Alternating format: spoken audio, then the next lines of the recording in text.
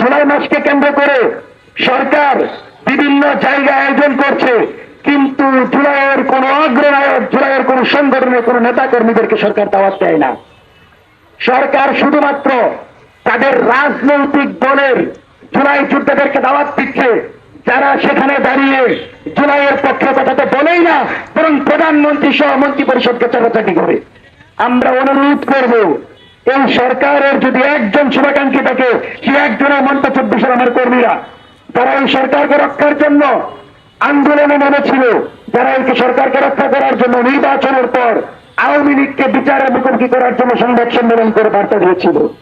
এরপরেও যদি জুলাই জনতাকে নিজেদের শত্রু ভাবেন, জাতীয়তাবাদী দল কিন্তু পালানোর জায়গা পাবে না।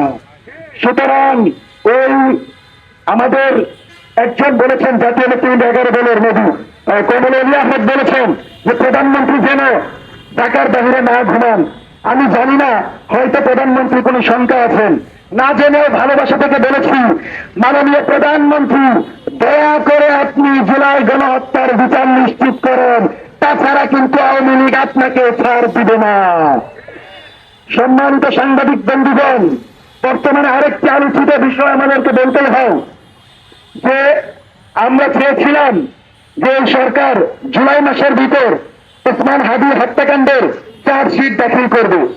যে সরকার বারবার বলছে ওসমান হাদি হত্যাকাণ্ডের উপরে এদেরকে ধরা হয়েছে, আইনি প্রক্রিয়া চলমান, কিন্তু এই সরকার এখনো চার্জশিট দাখিল করে না।